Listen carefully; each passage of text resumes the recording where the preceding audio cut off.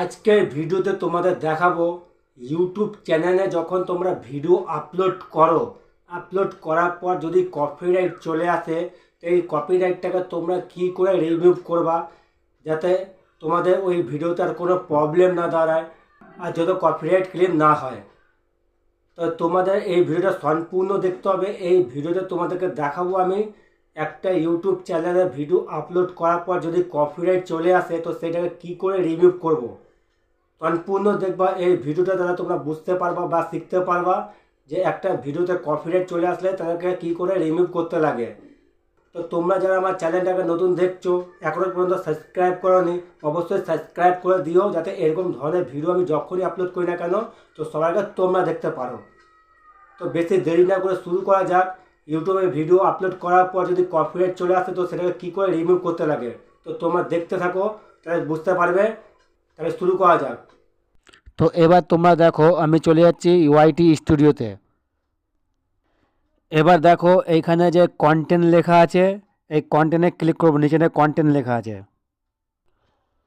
এবার দেখো কন্টেন্টে গিয়ে প্রথম যে ভিডিওতে দেখাচ্ছে আমাদের এরকম চিহ্ন চলে এসেছে।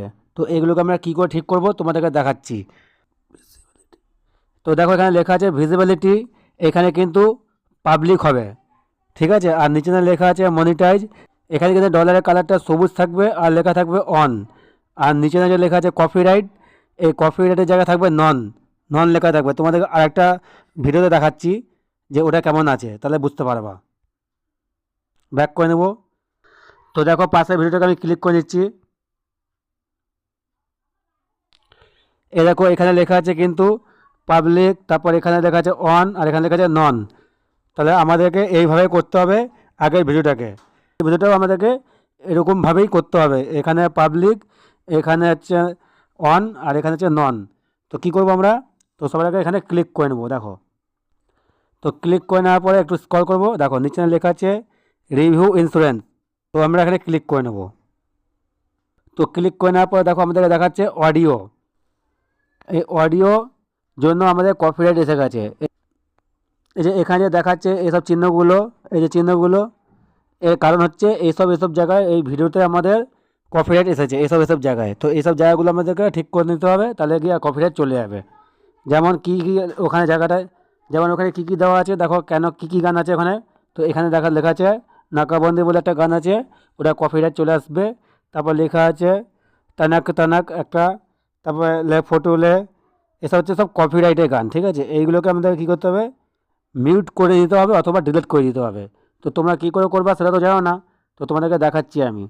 তো এখানে যে গানটা লেখা আছে, এই গানের তলায় দেখো লেখা আছে কি, এই যে ভিডিও যে লেখা আছে নিচে, এখানে ক্লিক করতে হবে।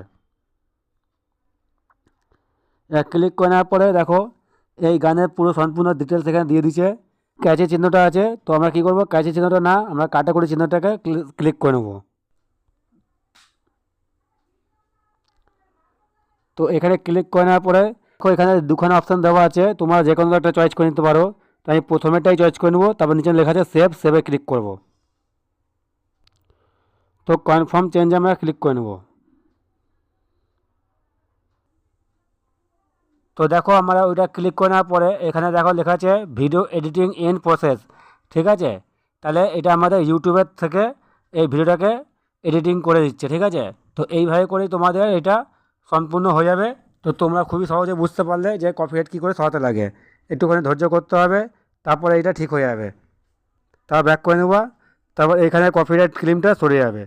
তো এখানে দেখো লিখে দিয়েছে এখন চেক ইন, আর এখানে লিখেছে এডিট প্রসেসিং, এরকম প্রসেসিং হচ্ছে, তারপর তোমাদের দেখাচ্ছি।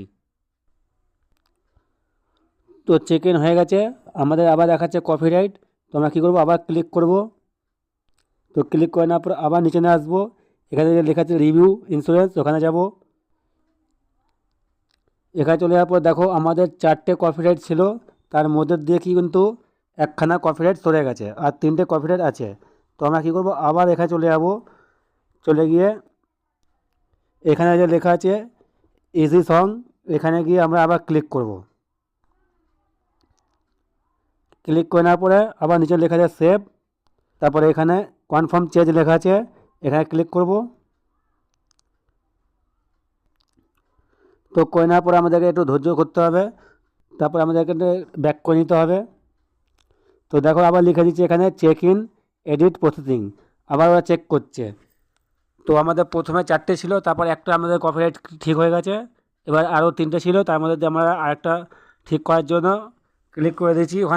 এখানে লেখা আছে চেক ইন, এবার চেক ইন করে নিচ্ছে। তারপর এখানে আবার যখন চলে আসবে লাল ডলারটা আর কপিরাইট চলে আসবে যখন, আবার এখানে একই রকমভাবে করতে হবে।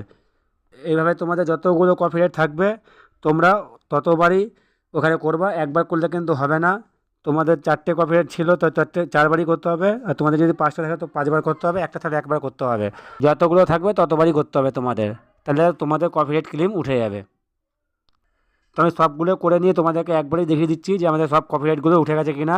আর এখানে আমাদের পাবলিক, তারপরে অন আর নন লেখা আসছে কিনা।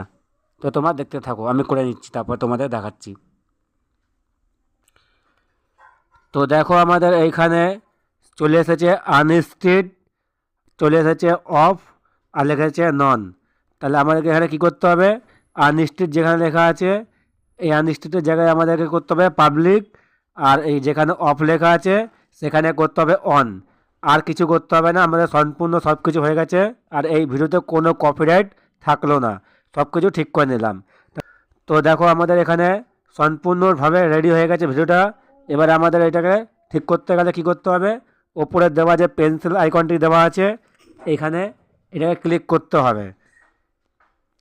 তো ক্লিক করে নেওয়ার পরে তো দেখো এখানে আগে যে মনিটাইজের ব্যাপারটা ছিল অফ, এখানে কোনো অপশান ছিল না। তো এখন দেখো এখানে অপশানটা চলে এসেছে, অফ লেখা আছে।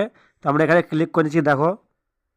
তো ক্লিক করে নেওয়ার পরে এখানে দেখো লিখে দিচ্ছি অফ, আগে কিন্তু এটা ছিল না, এখন চলে এসেছে অফ, এটাকে অন করে নেব। তো এখানে ক্লিক করবো, তো দেখো লেখা আছে অন, অন করে নেব। তারপরে এখানে যে লাল ডলারটা ছিল সেটা এখন সবুজ দেখাবে, দেখবা। এটা ব্যাক করলাম, দেখো এখানে সবুজ ডলার চলে আসলো, মনিটাইজেশন অন। তাহলে আমার এখানে মনিটাইজেশন অন হয়ে গেল। এবার লেখা আছে দেখো ভিজিবিলিটিতে আনস্টেড করা আছে, তখন এখন দেখো লেখা আছে আনস্টেড, তখন কিন্তু আনস্টেড লেখা ছিল না, তখন লেখা ছিল ব্লক। তখন আনস্টেডে ক্লিক করব।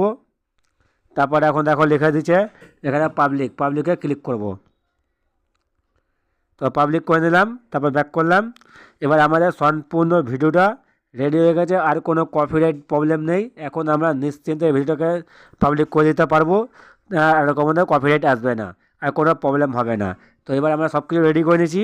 এবার দেখো উপরে লেখা আছে সেভ, এখানে সেভ ক্লিক করলেই এটা পাবলিক হয়ে যাবে, আর আমাদের কোনো ভিডিওতে প্রবলেম থাকলো না। তাহলে আমি সেভ করছি, দেখো।